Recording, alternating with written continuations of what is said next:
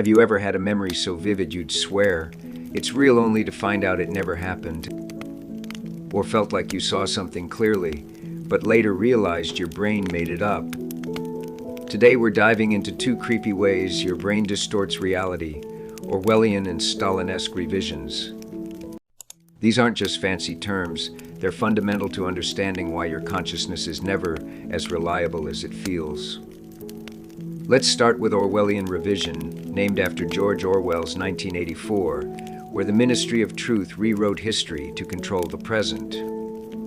In your brain, Orwellian revision is when you have an experience, then later your memory edits it, erasing details, adding false ones, or changing the story entirely. Imagine this, you're at a party on Sunday, and there's no woman wearing a hat. But on Monday, someone tampers with your brain, or your memory just plays tricks, and suddenly you're convinced you saw her clear as day, no doubt in your mind. We'd say you never experienced that woman on Sunday. Your first real experience of her was when your memory invented her on Monday. It feels like you're recalling a real moment, but it's just your brain rewriting the past. Now, Stalinesque revision, named after Stalin's show Trials, is the opposite. Your brain invents the false experience first, then you remember it accurately. Think of it as a fake trial staged for your consciousness. Your brain creates a false perception, and you believe it because that's all you ever saw. Here's the mind-blowing twist. At tiny time scales, milliseconds, these two revisions are impossible to tell apart. Let's test this with a simple thought experiment. A long-haired woman dashes by you on the street. A second later, a memory of a short-haired woman with glasses pops into your brain, maybe someone you saw earlier that day. When asked about the woman who ran by, you sincerely report she had glasses. Was this Orwellian? You saw her without glasses, then your memory added the glasses? Enter the multiple drafts model. Your consciousness is like a team of editors working on different parts of a story simultaneously. No single editor is in charge, no final published version exists, just a stream of overlapping, revising drafts. Information comes in, gets processed in different brain regions at different times, and over time a coherent narrative emerges. But that narrative is always a work in progress, not a faithful record of reality. Let's prove this with one of the most famous experiments in consciousness, Kohler's color phi phenomenon. Here's how it works. Flash a red spot on a screen, then 200 milliseconds later, flash a green spot a short distance away. What do people see? Not two separate spots, one red, one green, but a single spot moving from red to green, changing color mid-trajectory. It's a smooth, convincing illusion. But how is this possible? Your brain can't know the green spot is coming before it's detected. The information about the green spot has to reach your brain after the red one. So how does your brain fill in the motion and color change between them? The Cartesian Theater would say your consciousness is delayed. Your brain waits for the green spot, then creates the illusion of motion and plays it all back as a single experience. But that doesn't match what you feel. You see the red spot first, then the color change, then the green spot. The Stalinesque explanation is similar. Your brain's editing room holds the red spot, waits for the green spot, creates the interstitial frames, red moving to green, then sends the whole edited sequence to consciousness. But there's a problem with this. If your brain delayed the red spot by 200 milliseconds, you'd notice a gap, like a pause in a movie. But experiments show no such gap. When asked to press a button as soon as they see the red spot, subjects react just as fast when the green spot follows as when it doesn't. There's no time for a 200 millisecond delay in consciousness.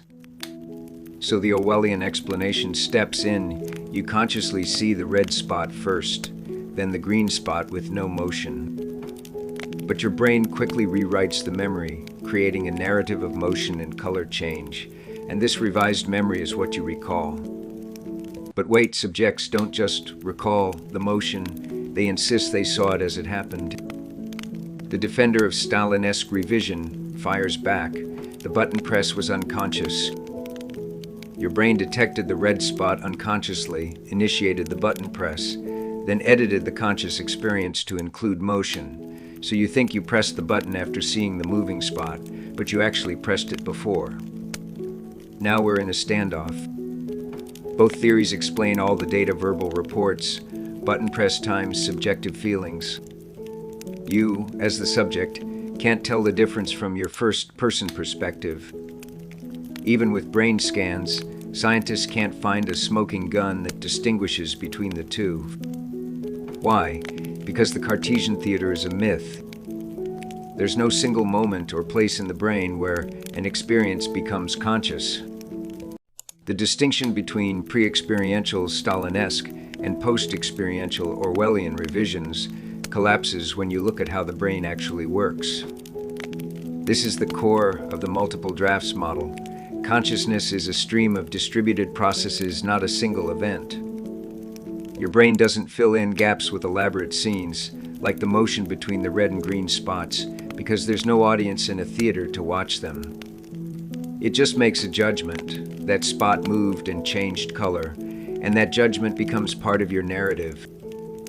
Nelson Goodman, the philosopher, wondered how we fill in the motion between the two spots before the second spot even appears. But the answer is simple: we don't fill it in. The brain doesn't need to create a detailed animation of the moving spot. It just concludes that motion happened, and that conclusion is what you remember as conscious experience. Let's take another experiment that proves this: metacontrast. A colored disc flashes on a screen for 30 milliseconds, about a single frame of television, then immediately a colored ring appears, masking the disc. Subjects swear they only saw the ring. Even though their brain registered the disc, they can guess better than chance whether there was one or two stimuli. Stalinesque theorists say the ring blocked the disc from reaching consciousness. Orwellian theorists say the disc was conscious, but instantly forgotten. The multiple drafts model says there's no need to choose. Your brain received information about the disc, but then quickly got information about the ring. To make sense of the rapid sequence, it simplified the story to only a ring. There's no central theater where the disc tried to appear but was blocked, just overlapping processing that leads to a final judgment. Now let's talk about the cutaneous rabbit experiment. This one will make you question everything. Tappers are placed on your wrist, elbow, and upper arm. The sequence: 5 taps on the wrist, 2 on the elbow, 3 on the upper arm, all in quick rhythm, 50 to 200 milliseconds apart. What do you feel? A little rabbit hopping evenly up your arm, tap, tap, tap, moving smoothly from wrist to elbow to upper arm. But the taps were clustered: 5 at the wrist, then 2 at the elbow, then 3 on the arm. How does your brain do this? It can't predict the elbow taps before they happen. The Cartesian Theater would say your brain delays the experience, waits for all taps, then edits them into a smooth sequence. But again, that's not how it works. If you're asked to press a button when you feel 2 taps on the wrist, you'll press it before the elbow taps even occur, proving your brain isn't waiting for all information. The multiple drafts model explains it. Your brain processes the taps as they come, then revises the narrative to fit a simpler pattern, motion. It's easier for your brain to make sense of a moving sequence than a clustered one, so it rewrites the taps as a rabbit hop. The key takeaway here is that consciousness isn't a faithful recorder of reality. It's a storyteller. Your brain's goal isn't accuracy, it's coherence. It wants a narrative that makes sense, so it edits, revises, and invents to achieve that. This is why eyewitness testimony is so unreliable, why we misremember conversations, and why sometimes our clearest memories are the most fictional. Now, let's address the elephant in the room. The Cartesian Theater is a comforting myth. It makes us feel like we have a consistent, reliable inner movie of our lives. But the truth is more fascinating and a little unsettling. Your consciousness is a stream of multiple drafts with no final version. What you experience is just the latest edit your brain has come up with. Let's test this with a mundane example. driving while engrossed in a conversation. You arrive at your destination only to realize you have no memory of the last few miles, no stoplights, no other cars, no turns. Did you drive unconsciously? Probably not. Another example, the clock ticking. You're not conscious of it most of the time, but if it stops, you notice immediately. You can even count the last few chimes retroactively, even though you weren't paying attention to them as they happened. How is that possible? Because there are no fixed facts about your consciousness independent of probing. If you're not asked about the clock ticks, they fade away. If you are asked, your brain retrieves the latest draft of that experience, even if it's just a vague sense of the sound. This brings us to a controversial idea. The multiple drafts model is a form of first-person operationalism.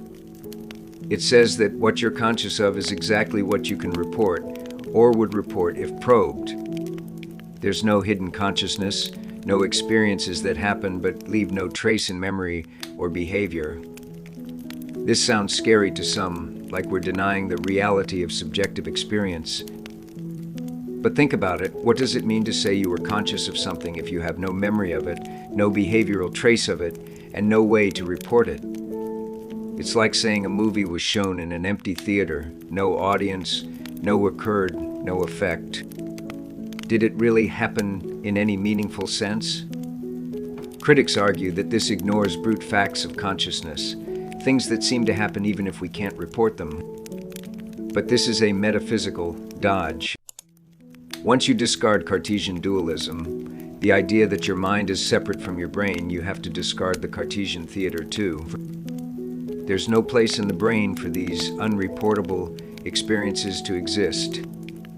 Your brain is a physical organ, and all its processes leave physical traces, whether in memory, behavior, or neural activity.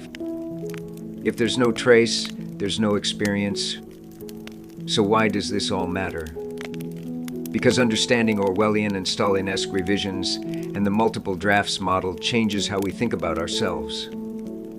We're not passive observers of the world, we're active storytellers.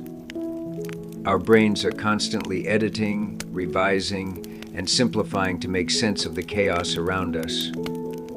This isn't a flaw, it's how we survive. A brain that prioritized accuracy over coherence would be overwhelmed by sensory data. But it also means we have to be humble about our perceptions and memories. The next time you're sure you saw something or remember something vividly, ask yourself, could this be my brain's latest draft, not the raw footage? The truth is, your consciousness is a work in progress, and that's what makes it so amazing. It's not a perfect recorder, but it's a master storyteller, turning the messy data of the world into a narrative that feels like you